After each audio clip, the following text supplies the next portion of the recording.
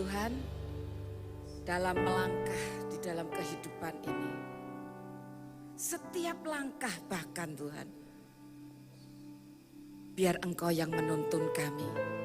Kami tidak tahu di depan kami selokan atau jebakan atau jalan yang lurus. Kami perlu Engkau pimpin, Engkau tuntun. Supaya dalam melangkah, baik di dalam dunia kerja maupun dalam pengikutan kami kepadamu, kami tidak melangkah ke jalan yang salah. Roh Kudus, Engkau hadir di tengah-tengah kami pagi hari ini. Kalau ada langkah yang keliru dalam hidup kami, mulai pagi hari ini, Engkau ajari kami, supaya kami berjalan dengan benar. Karena di dalam melangkah pun kami perlu tuntunan Roh Kudus, supaya kami melangkah dengan benar. Bukan melangkah dengan baik, tapi melangkah dengan benar. Sampaikan pesan-Mu buat kami semua. Beri telinga yang mendengar, pikiran yang terbuka, dan hati yang merespon akan firman-Mu. Terima kasih Tuhan. Sampaikan akan pesan-Mu pagi hari ini. Dan kami siap untuk mendengarkannya. Di dalam nama Tuhan Yesus. Dan semua yang percaya sama-sama katakan, amin. Berikan kemuliaan buat Allah kita. Jangan duduk dulu saudara, pagi hari ini Pastor Ezra ada di tengah-tengah kita dengan keluarganya, dengan istri dan kedua anaknya. Dan akan menyampaikan akan pesan Tuhan yang akan kita dengarkan pagi hari ini. Berikan kemuliaan untuk Tuhan Yesus. Mari Pastor Ezra.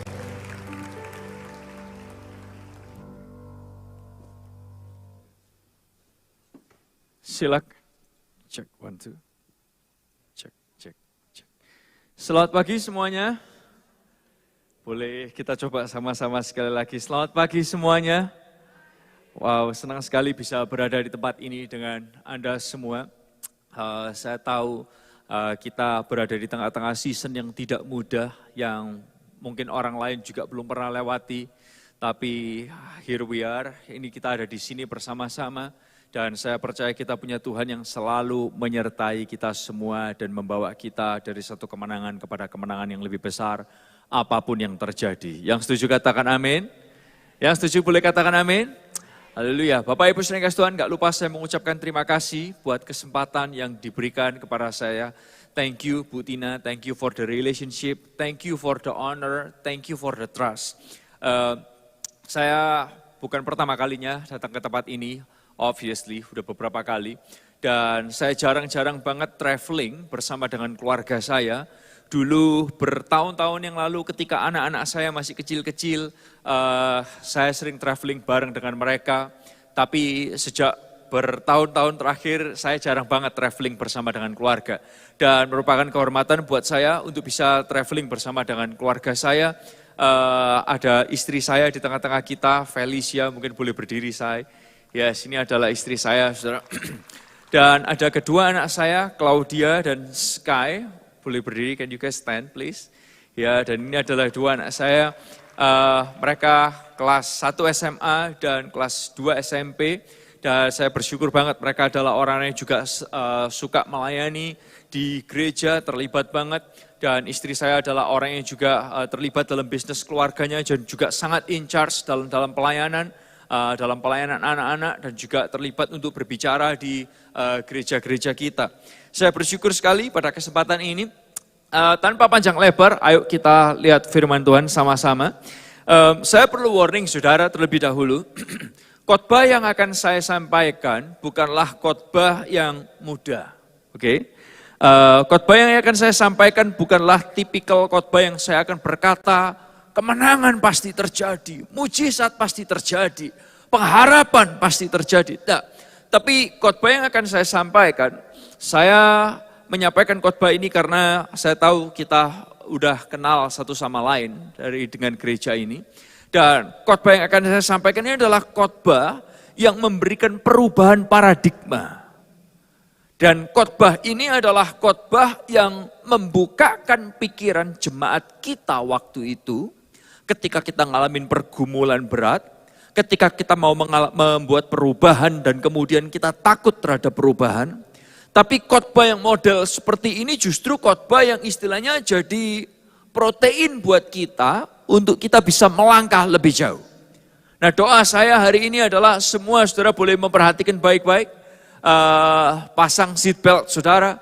Kalau kepingin berdiri dan cepat pulang duluan karena mungkin saudara bingung, hey tahan sebentar, kalau saudara ngantuk boleh minta tolong orang sebelah saudara untuk bahasa Semarang atau bukan ya, ceblek saudara, istilahnya gitu. Karena yang satu ini akan nolong kita kalau saudara ngikutin sampai akhir untuk bisa punya pengertian yang lebih luas. Sehingga saudara bisa melangkah dengan keyakinan bahwa Tuhan belum selesai berperkara dalam hidup semua kita. Yang percaya katakan yes. Oke, hari ini saya beri judul, khotbah ini judulnya adalah ini saudara, di gereja gak ketemu Tuhan. Oke, boleh katakan sama-sama 2, 3, di gereja gak ketemu Tuhan. Oke, Anda mungkin bisa belajar dari terjemahan bahasa Indonesia di bawah sekali lagi. 2, 3, di gereja gak ketemu Tuhan. Saudara, pernah gak saudara mikir atau dengar kata orang, aku suka ke gereja ini, atau aku gak suka ke gereja itu. Atau kita berkata, gereja ini terlalu modern, gereja itu terlalu kuno. Pernah saudara dengar kata-kata itu? Atau mungkin saudara pernah mengatakannya. Saya mau mulai dengan sebuah cerita adalah gini. Saya ini bertumbuh di keluarga gereja Pantai Kosta. Oke, kalau saudara adalah orang Kristen baru, saudara nggak tahu gereja Pantai Kosta itu kayak gimana. Saya dari kecil saya bertumbuh di gereja yang nyanyinya pakai tepuk-tepuk. Nah, itu mungkin bahasa yang lebih nyambung buat saudara. Nah, gereja saya waktu itu sedikit tradisional. Oke, tempat saya bertumbuh dari akong saya. Sedikit tradisional, semua pelayan-pelayan Tuhan itu harus pakai baju putih, itu gereja saya. Dan lagu-lagunya adalah lagu-lagu yang lagu-lagu himne, lagu-lagu Pantai Kosta zaman dahulu. Kalau Anda nyanyi lagu sedikit lebih baru mungkin nggak boleh, tapi ada musiknya, ada tepuk tangannya dan lain sebagainya. So itu model gereja yang saya bertumbuh sejak saya kecil sampai kemudian. Bukan seperti ini gerejanya. Ini bukan gereja yang saya bertumbuh, tapi nanti saya akan ceritakan. Nah, saya bertumbuh di gereja Pantai Kosta yang seperti itu selama belasan tahun. Nah, waktu saya masuk ke sekolah Alkitab, saya juga masuk ke sekolah Alkitab yang sebudaya, sewarna dengan warna gereja saya bertumbuh. Tapi sedikit mungkin lebih Pantai Kosta dan sedikit lebih karismatik. Nah, suatu ketika, ini saya mau ceritakan kepada saudara. Salah satu profesor di sekolah Alkitab saya, dia itu adalah orang yang dulunya orang Pantai Kosta, lalu kemudian dia pindah ikut aliran namanya Anglikan. Anglikan itu seperti apa? Anglikan itu adalah aliran yang mungkin gaya ibadahnya itu seperti Katolik. Seperti tadi yang ditampilkan, pakai jubah dan lain sebagainya. Dan lalu kemudian pengajaran mereka adalah pengajaran ortodoks. Nah, guru saya ini kemudian dia ajak kita, murid-muridnya, perhatikan saya, yang punya latar belakang karismatik atau Pantai Kosta, kita diajak pergi ke sebuah gereja, yang gereja itu adalah gereja Eastern Orthodox waktu itu.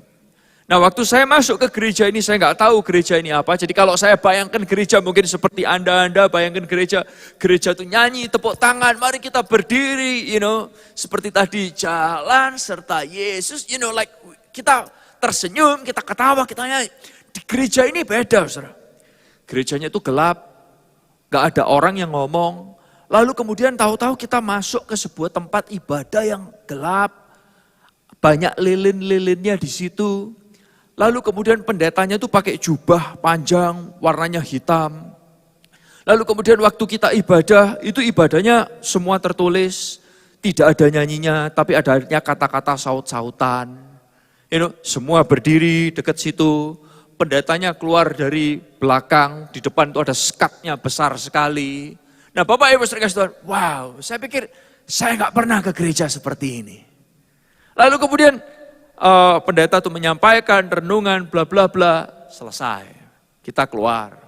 Lalu kemudian setelah kita bubar, profesor saya ngajak kita semua duduk. Lalu pertanyaannya adalah gini, guys, what do you think about the church? Wow, menurut kamu gerejanya gimana? Dan setiap orang ditanya pendapat. Lalu kemudian giliran saya ditanya pendapat. Ezra, menurut kamu gimana gereja ini? Wow, saya dengan latar belakang Pantai Costa, saya pikir di gereja ini tidak ada sukacita. Di gereja ini tidak ada kemerdekaan. Loh betul gak saudara? Karena semuanya harus nyaut sama-sama. Semuanya disuruh duduk semua sama-sama. Semua disuruh berdiri sama-sama. Lalu saya katakan seperti apa yang saya rasakan. Saya merasa di gereja ini gak ada sukacita. Saya merasa di gereja ini nggak ada kemerdekaan. Bukankah Yesus itu memberikan kita kemerdekaan? Wah, dan kita kalau orang karismatik kita akan berkata, amin. Di gereja ini nggak ada. Lalu kemudian profesor itu juga tanya sama saya, wow Ezra, really? Bener ya? Saya mau tanya, emangnya kalau di gereja yang kamu biasanya pergi, kalau orang nangis-nangis itu bukannya juga nggak ada sukacita? Bener juga ya saya pikir ya. Kadang-kadang kita didoain nangis-nangis, bener gak saudara? Lalu kemudian dia berkata lagi, di gereja yang biasanya kamu pergi, seperti yang saya tadi ceritakan, kan juga gak ada kemerdekaan. Loh kok bisa?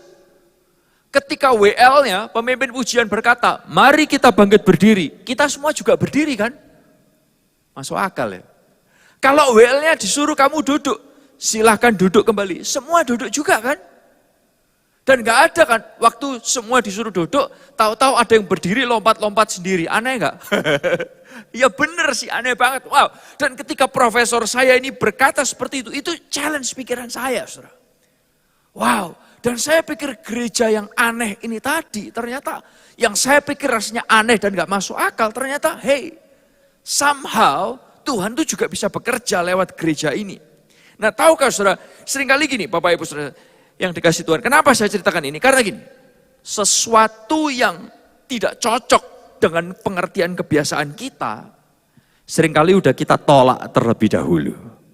Saya ulang sekali lagi, sesuatu yang tidak cocok dengan pengertian kebiasaan kita, seringkali udah kita tolak terlebih dahulu. Entah itu terlalu kuno atau terlalu modern. Saya juga pernah pergi ke gereja yang wow, hingar-bingar, lightingnya luar biasa, lagu-lagunya, seru banget. Musiknya itu saya sampai, wow aku gak pernah dengerin musik seperti ini di gereja pada umumnya. Dan sebagian dari kita akan berkata, wah terlalu modern dan aku gak ngalamin Tuhan di gereja seperti itu. Gereja seperti itu, kata-kata kita bisa seperti ini saudara, duniawi banget. Bisa diikuti saudara? Nah seperti yang saya juga alami dengan gereja yang kelihatannya kuno dan tradisional banget. Saya juga bisa berkata gereja ini serem banget. Dan aku gak ngalamin Tuhan di gereja seperti itu. Nah Bapak Ibu Saudara, kita cenderungnya adalah gini. Kalau ada sesuatu budaya yang tidak sesuai dengan kebiasaan kita, maka kita akan bisa mengatakan kata-kata ini, aku gak ngalamin Tuhan. Aku gak ketemu Tuhan. Atau kita berkata gini, aku gak ngerasain Tuhan. Nah Bapak Ibu Saudara, pertanyaannya adalah gini, mestinya gereja itu seperti apa sih?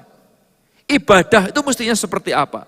Nah Matius 15 ayat yang ketiga, ini yang saya ingin saudara lihat bersama-sama. Dalam bahasa Indonesia masa kini, Matius pasal yang ke-15 ayat yang ketiga, Yesus menjawab, boleh baca sama-sama saudara-saudara yang nonton online juga, Anda yang ada di tempat ini dari paling kiri sampai paling kanan, di atas dan di bawah.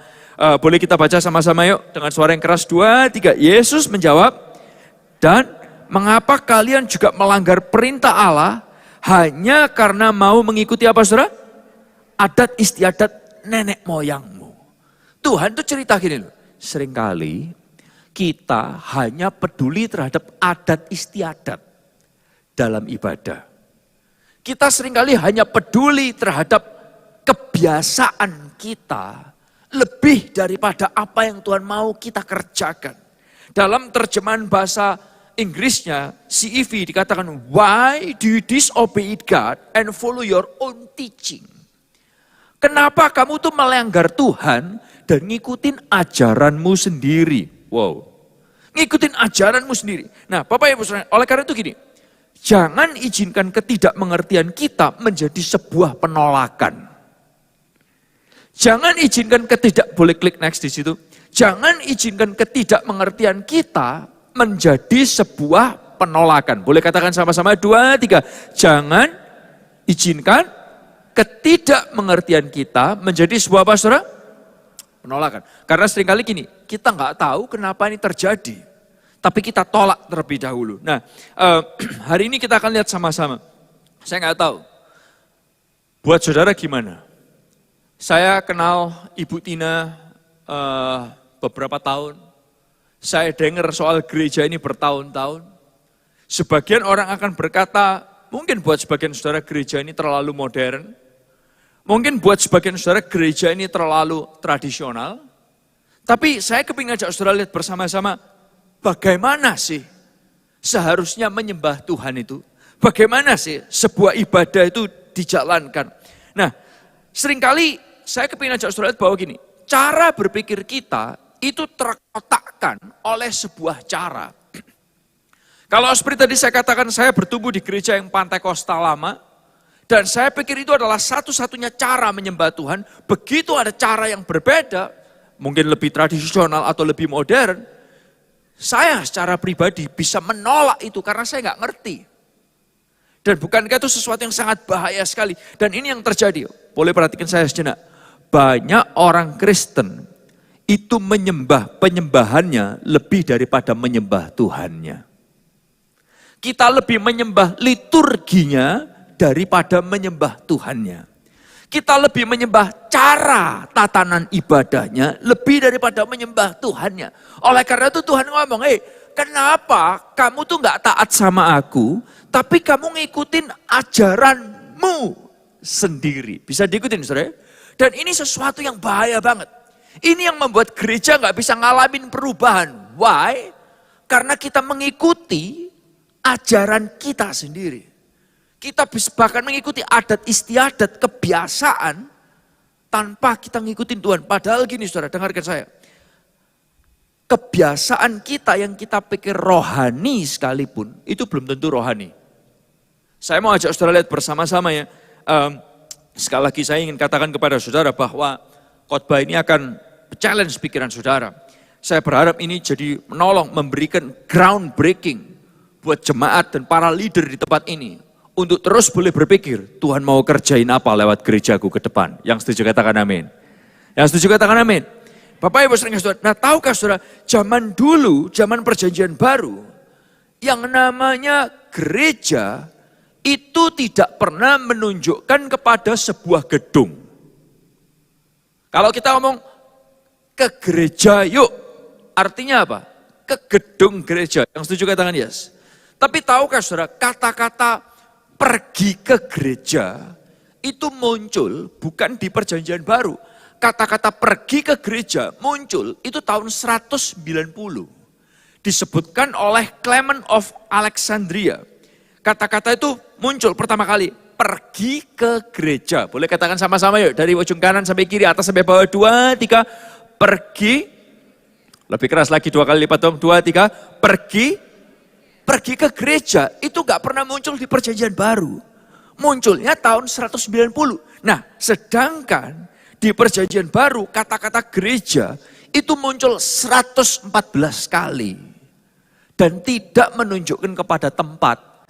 Tapi adalah ini, perhatikan saya. Gereja adalah kumpulan orang percaya. Kumpulan orang percaya. Katakan sama-sama, kumpulan orang percaya. 2, 3. Kumpulan 114 kali kata-kata gereja muncul di perjanjian baru. Bukan tempat tapi komunitas, kumpulan orang percaya. Nah sampai kemudian kata-kata gereja itu diubah. Nah saudara perhatikan ya. Jadi di perjanjian baru orang kalau kumpul itu di rumah-rumah. Mereka gak kumpul di gedung seperti kita sekarang. Nah siapa yang merubah paradigma gereja? Yang merubah paradigma gereja adalah orang yang bernama, ini saya kepingin ajak saudara lihat bersama-sama supaya saudara nanti bisa mengerti semua perubahan itu adalah dimulai dari orang ini. Di tahun yang ke-300, oke? Di tahun yang ke-300, Konstantin adalah orang yang merubah cara orang Kristen beribadah. Dengarkan saya. Waktu itu orang Kristen seperti saudara dan saya yang percaya kepada Kristus, itu kalau kumpul di rumah-rumah, perhatikan saya, tidak ada sebutan pendeta, evangelis, pendeta muda, pendeta pembantu, pendeta tua, itu tidak ada, saudara. Kita cuma kumpul di rumah-rumah, tidak pernah ada tatanan ibadah, nyanyi dulu baru kemudian ada khotbah, nggak ada. Mereka berkumpul seperti komunitas. Nah, di tahun 300, orang yang namanya Konstantin ini, dia tuh menang election, dia menang pemilihan di pemerintahan. Nah, dia perlu dapat banyak suara dukungan masyarakat. Apa yang dia lakukan? Perhatikan saya. Dia lihat, pengikutnya Yesus, pengikut Kristus, itu banyak sekali. Kristen itu movementnya lagi gede banget. Tapi mereka tidak terbentuk sebagai agama.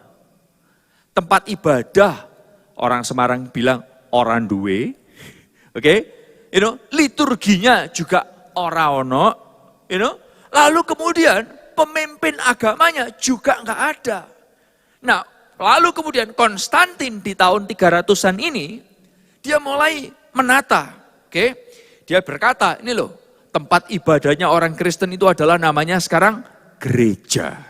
Nah, gereja itu desainnya ada beberapa gaya, yaitu pertama gaya basilika, ada gaya Bizantin, oke?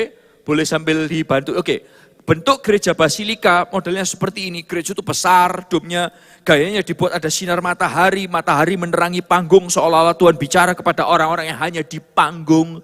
Lalu kemudian gaya Bizantin, lalu kemudian gaya Romans, lalu kemudian ada gaya yang namanya adalah gaya ini saudara, gaya gotik. Oke? Gaya gotik di mana gerejanya tinggi-tinggi, gelap semua. Lalu ada gereja yang gayanya steeple, ujungnya ke atas. Bentuk bangunannya itu berbeda-beda dan setiap bentuk bangunan itu menggambarkan, mereplikasikan gaya Tuhan yang berbeda-beda. Oke, yang gotik itu mereka mereplikasikan gini, Tuhan itu Maha Kudus. Kalau saudara masuk ke gereja yang gotik, itu rasanya bulu kuduk mengkorok semua. Wow. Dan saudara akan berkata, Tuhan ada di sini. Kalau gerejanya kosong terus, nggak pernah ada, banyak sawangnya, saudara masuk, bukan lagi ada Tuhan di sana, tapi bulu kodok mengkorok semua, ada roh lain di sana. Saudara mulai berpikir gitu ya, nangkap ya saudara. Nah, lalu kemudian masuklah gaya gereja di zaman Romans, adalah gereja yang pakai kaca berwarna. Saudara pernah tahu gereja yang ada kaca berwarnanya? Itu diperkenalkan oleh orang yang namanya Gregory of Tours di tahun 538 sampai 594. Nah, kaca berwarna itu dibuat supaya kalau ada sinar matahari, ada warna-warni yang masuk ke dalam gedung tersebut. Bisa diikutin saudara. Nah tapi kalau saudara, mungkin ada, ini loh gereja itu mesti ada kacanya warna-warni gitu. Saudara tahu tujuannya kenapa? Karena merefleksikan Tuhan itu kreatif, ada warna-warna muncul. Tapi kalau mataharinya enggak ada, warnanya ya ora muncul. Saya bersyukur gereja ini dibawa Tuhan mengalami perubahan luar biasa. Saudara nggak perlu tunggu ada matahari baru warnanya masuk. Kita sekarang, zaman sekarang, kita bisa pakai lighting. Kapanpun saudara mau masukkan warna, warna itu akan muncul di sana. Yang setuju katakan yes. Nah bisa diikuti saudara. Nah lalu kemudian, bukan hanya itu. Cara berpakaian di gereja. Dulunya di zaman perjanjian baru, orang kalau pakai baju, itu pakai baju sehari-hari mereka kumpul. Karena mereka kumpul di rumah-rumah kan, bisa diikuti saudara. Nah tapi oleh Konstantin ini dirubah, tidak bisa. Kalau orang ke gereja mereka harus pakai pakaian spesial. Oke, yang ngajarin siapa? Konstantin. Dirubah, pakai pakaian spesial. Pakai pakaian seperti apa?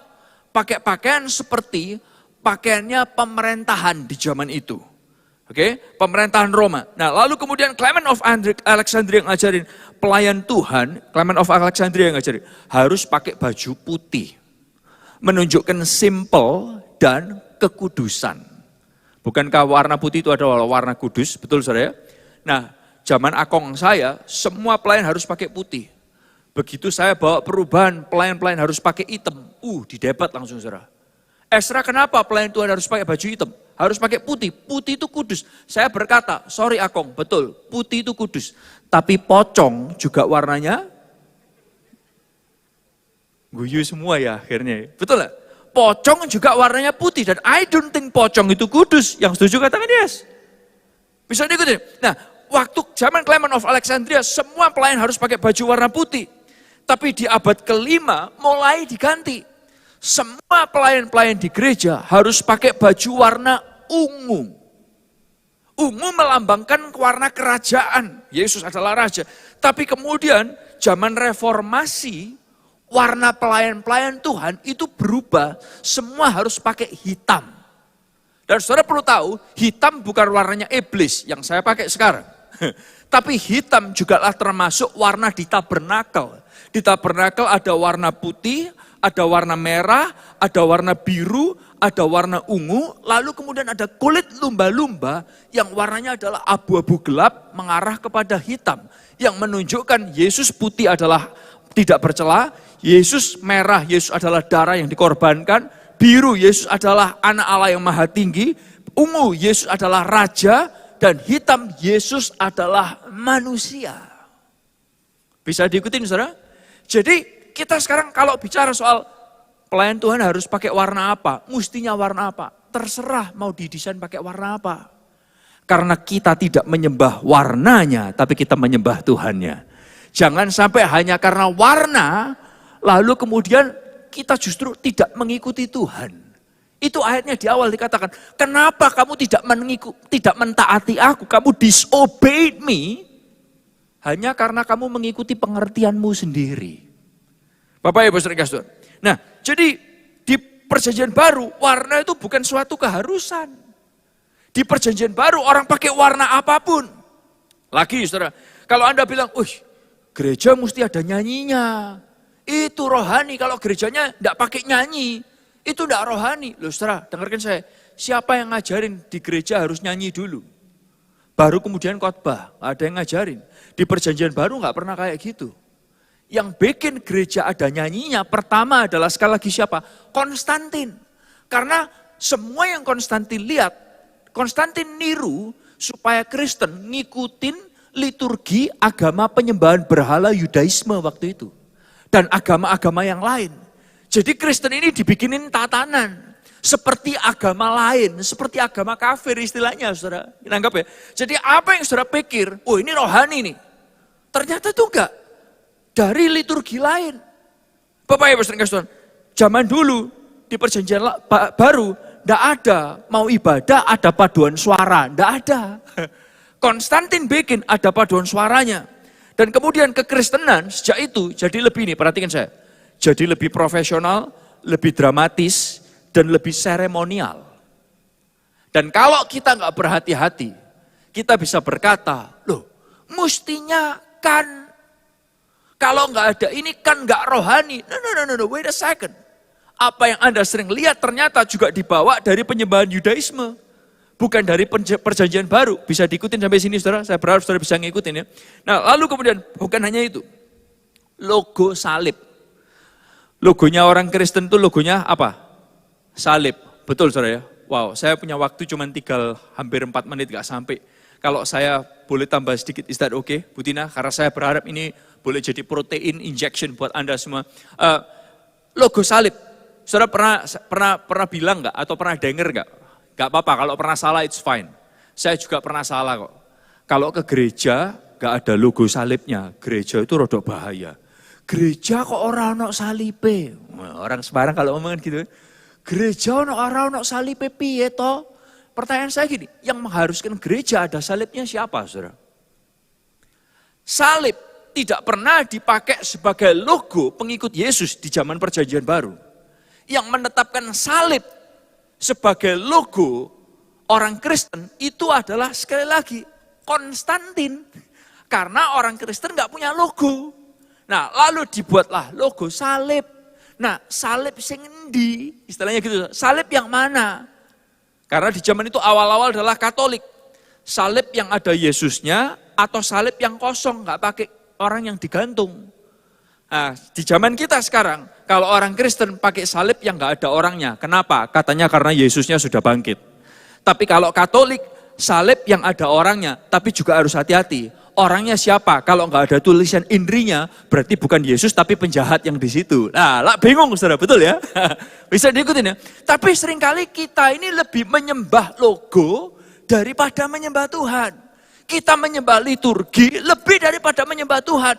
Padahal liturgi itu cuma alat. Yang setuju katakan yes. Tatanan ibadah, warna, bentuk itu cuma alat. Nah pertanyaannya adalah gini, oke, apa yang dapat kita pelajari dari pelajaran ini Ezra? Ada beberapa hal. Yang pertama adalah gini, yang amoral jangan dijadikan terlalu rohani ataupun mendosakan mereka. Yang amoral, apa itu amoral? Gini saudara, ada hal yang namanya moral, amoral, dan immoral. Moral itu adalah hal-hal yang memang baik. Semua yang baik-baik, jelas baik. Memberi sedekah, melakukan perbuatan kasih, dan lain sebagainya. Baik, jujur. Tapi hal amoral itu adalah hal yang memang abu-abu. Musik itu amoral. Fashion itu amoral. Tidak salah, tapi juga bisa tidak benar. Immoral adalah hal yang pasti negatif. Membunuh, pemerkosaan, penipuan, pencurian, itu immoral. Tapi ada hal yang amoral. Warna, lagu, contoh, speaker ini, kamera ini, mikrofon ini barang yang netral. Kalau dikasih kata-kata yang negatif, maka dia akan mengeluarkan kata-kata yang negatif. Yang setuju katakan yes. Tapi kalau dikasih kata-kata yang rohani, dia akan mengeluarkan juga hal-hal yang rohani. Demikian juga ada hal-hal yang amoral. Nah, yang pertama yang perlu kita pelajari adalah ini, yang amoral jangan dijadikan terlalu rohani ataupun mendosakan mereka. Nah yang kedua adalah gini, Tuhan dapat pakai apapun dan siapapun. Boleh katakan ini sama-sama, 2, 3, Tuhan dapat pakai, oke boleh 3 kali lipat lebih keras lagi dong sama-sama, 2, 3, Tuhan bisa pakai apapun dan siapapun. Menariknya gini saudara. Tuhan itu mau menyesuaikan loh sama kita. Kalau zaman perjanjian baru, orang ketemuannya ibadahnya itu di rumah-rumah. Ada berapa yang yakin Tuhan juga hadir di sana sehingga ada ledakan gereja sampai bertumbuh ke seluruh dunia. Yang setuju dengan saya katakan yes. Lambaikan tangan saudara tinggi-tinggi. Tapi tahu nggak? Waktu Konstantin Roba mengikuti penyembahan berhala Yudaisme sekalipun, gereja dibikin punya liturgi. Gereja dibikin ada tatanannya, ada strukturnya. Setuju gak dengan saya? Sampai hari ini pun Tuhan juga masih pakai gerejanya untuk memberkati banyak kehidupan. Yang setuju katakan yes. Yang setuju katakan yes. Oh, dari bentuk aliran A, aliran B, aliran C, aliran D, aliran E. Tuhan masih pakai semua gaya. Yang setuju katakan yes. Yang terlalu tradisional dan juga yang terlalu modern. Tuhan masih bisa bekerja lewat semua hal. Di zaman tabernakel Musa, Tuhan hadir di sana. Di zaman bait Allah Salomo, Tuhan juga pakai itu. Lalu gak main tabernakel lagi, di zaman nabi-nabi kecil, Tuhan ngikutin.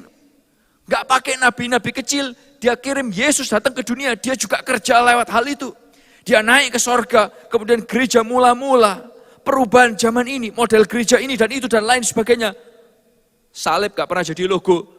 Salib jadi logo sekalipun.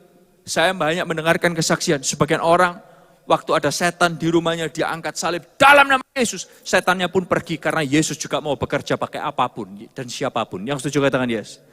Tapi jangan jadikan alat-alat itu jadi Tuhanmu. Jangan jadikan salib Tuhanmu. Jangan jadikan liturgi itu Tuhanmu. Jangan sembah penyembahannya, tapi sembahlah Tuhannya. Oleh karena itu, saya bersyukur. Suatu ketika saya di Kanada, saya ada di sebuah gereja yang sangat kontemporer waktu itu. Ibadah anak muda, lightingnya luar biasa, musiknya kencengnya luar biasa, hingar-bingar. Tahu-tahu ada seorang oma-oma, rambutnya putih, jalannya pakai tongkat, duduk di sana. Ini ibadah anak muda, dia datang. Saya datang kepada oma ini, Oma, hey grandma, kenapa kamu ada di sini? Lagunya bukan lagumu, musiknya terlalu keras, lightingnya terlalu hingar-bingar. Saudara mau tahu apa yang Oma ini katakan? Dengarkan kata-kata Oma ini baik-baik.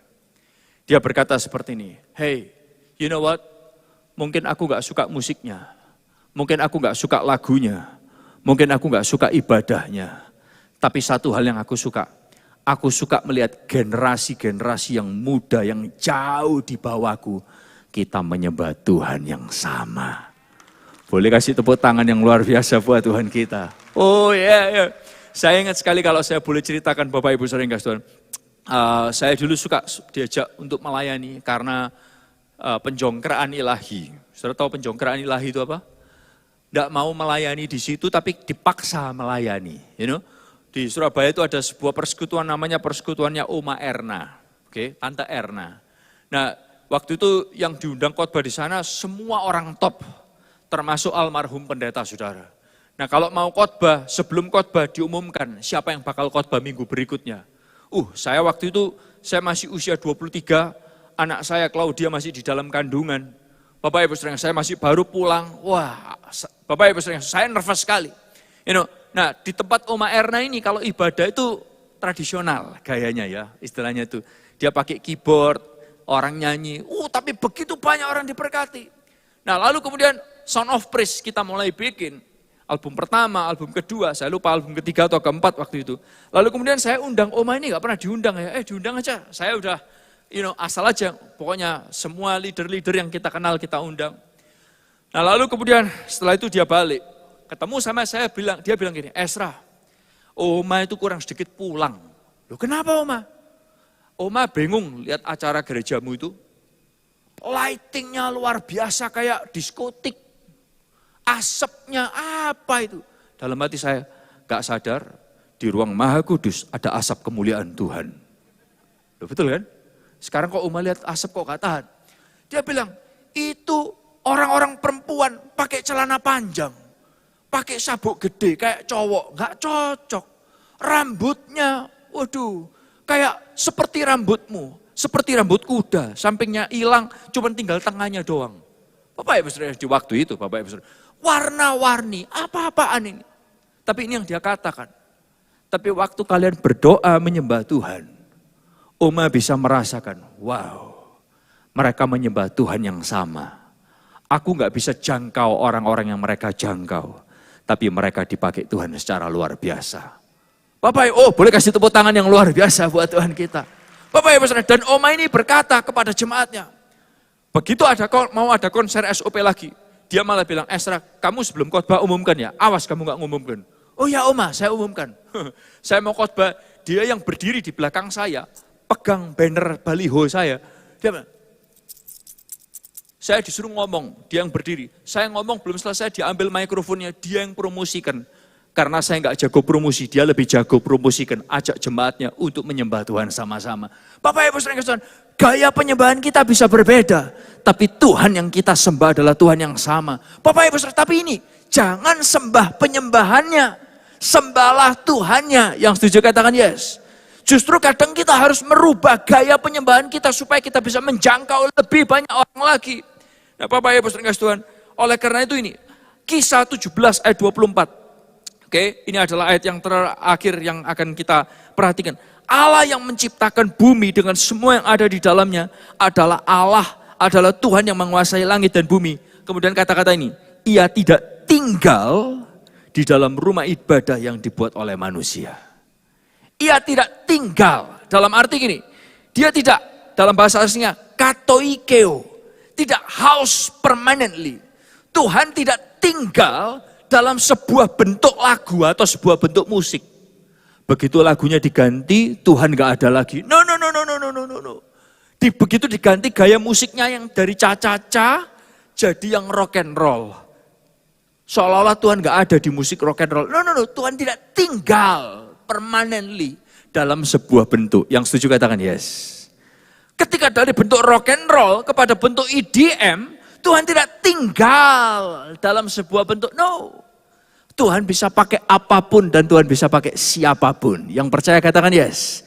Yang percaya katakan yes. Nah oleh karena itu saya kepingin ajak saudara lihat. Hey, Tuhan bisa pakai apapun dan siapapun. Dia tidak tinggal dalam satu bentuk. Nah yang ketiga, yang terakhir adalah gini. Kalau Tuhan bisa pakai apapun dan siapapun, Anda juga dapat pakai apapun dan siapapun untuk memperkenalkan Tuhan kepada banyak orang. Anda dan saya bisa pakai apapun dan siapapun untuk memperkenalkan Tuhan kepada banyak orang. Dengarkan saya. Anda bisa pakai hobi saudara untuk memperkenalkan Tuhan. Zaman sekarang nginjilin orang gak cuma doain, tunggu sembuh, dia bertobat. Kadang dari hobi bareng-bareng, hobi saudara bisa dipakai oleh Tuhan untuk membawa orang ngalamin Tuhan dalam hidup mereka. Bapak Ibu Saudara, kadang makanan dan minuman bisa dipakai Tuhan untuk jembatani orang mengenal ada Tuhan yang mengampuni dosa. Kadang cerita hidup saudara dapat dipakai oleh Tuhan. Nah, pertanyaannya lagi nih, apa yang dapat Tuhan pakai lewat gereja kita? Apa yang Tuhan bisa pakai lewat gereja kita? Hal baru apa lagi yang Tuhan mau kerjakan lewat Holy Stadium? Hal baru apa lagi? Saudara perlu doain ini. Kalau Anda cinta gereja saudara, saudara perlu doakan, Tuhan, hal baru apa lagi yang kau mau kerjakan lewat gerejamu untuk jembatani hidup orang lagi. Dan saudara perlu tahu, selama saudara masih bernafas, Tuhan juga mau pakai saudara. Selama jantungmu masih berdetak, Tuhan mau pakai saudara. Saya boleh mengundang semua tim praise and worship kembali ke tempatnya. Saya ingat sebuah cerita. Terakhir. Ada beberapa tahun yang lalu, bertahun-tahun yang lalu, waktu saya ke Amerika, saya ketemu dengan seorang anak muda. Usianya seusia saya. Anak ini dipakai Tuhan, semangat di gereja. Semangat, masih muda. Dia juga punya kerjaannya adalah pengacara. Dia jadi pengacara yang sangat hebat. Banyak orang yang puas dengan servisnya dia dan balik dan memperkenalkan kawan-kawannya. Suatu ketika orang ini sakit, masih muda saudara, umur sesaya. Dia kena penyakit yang namanya adalah ALS. ALS itu adalah penyakit yang enggak umum. Menyerang otot psikomotor kita. Jadi semua ototnya tuh makin mengecil dan melemah. Anak ini sampai harus belajar makan lagi. Umur 20 lebih, belajar makan sendiri gak bisa. Di tengah-tengah kondisi yang seperti itu, ini yang luar biasa. Anak ini tetap melayani di gerejanya dengan cara apa? Dia jalan tuh sempoyongan, saudara. Jalan aja gak bisa. Dia bilang,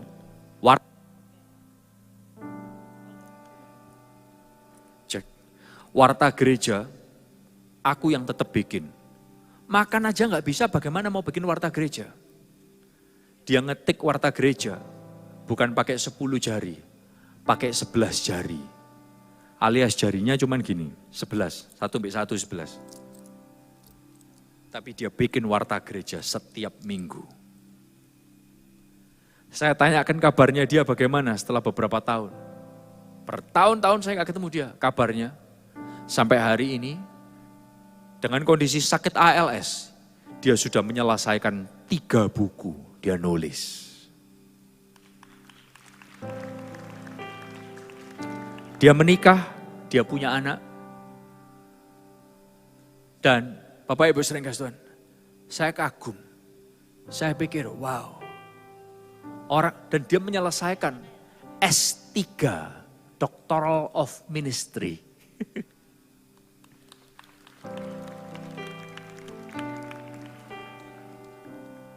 Izinkan saya berkata, kenapa saya khotbah hal ini? Sorry saya overtime. Tapi saya ingin sampaikan kepada saudara, jangan terikat kepada sebuah bentuk penyembahan. Jangan terikat kepada sebuah bentuk tradisi yang kita pikir rohani. Hari ini saya berharap saya nolong saudara untuk melihat sejarah gereja seperti apa. Tapi saya menyampaikan hal ini karena saya berdoa. Di dalam nama Yesus, Tuhan akan berperkara besar lagi lewat gereja ini. Yang percaya boleh teriakan amin yang keras dan kasih tepuk tangan yang keras buat Tuhan kita. Yang percaya dan akan melihat dan akan bergerak bersama boleh kasih tepuk tangan lebih keras lagi. Dan teriakan amin sekencang-kencangnya dari kursi saudara masing-masing. Saya yakin, saya percaya. Sekali lagi seperti saya ngomong di awal. Saya nggak khotbah cuman kemenangan, mujizat pasti terjadi. No, saya bicara sesuatu yang proteinnya dalam buat saudara. Karena Tuhan bisa pakai apapun. Tuhan bisa pakai siapapun. Dan Tuhan hadir di mana-mana. Ada berapa yang diberkati? Boleh berdiri sama-sama dong. Ya, ada sebuah lagu yang kita pernah tulis. Ternyata rasanya jemaat di sini tahu ya lagu ini ya. I don't know. You know, lagu ini pernah kita tulis di awal sebelum pandemi terjadi. Dan Claudia bersama dengan tim Praise and Worship akan nyanyiin lagu ini. Saya berharap lagu ini boleh bicara buat kita semua. Go ahead.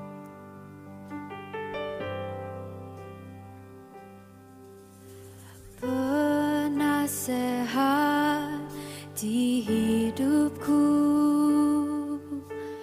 penghibur bagi jiwaku, ya Roh Kudus penolongku di tubuh, jiwa dan rohku.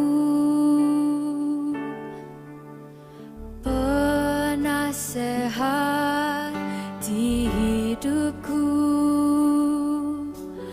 penghibur bagi jiwaku,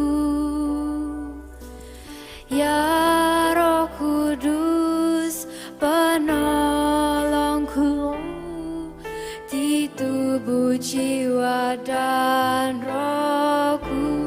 Bersama-sama. Engkau Maha Hadir, Roh Kudus di sini Kau bagiku.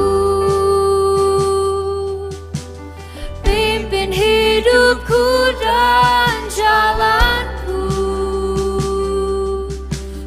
kuasa-Mu hidupkan jiwaku.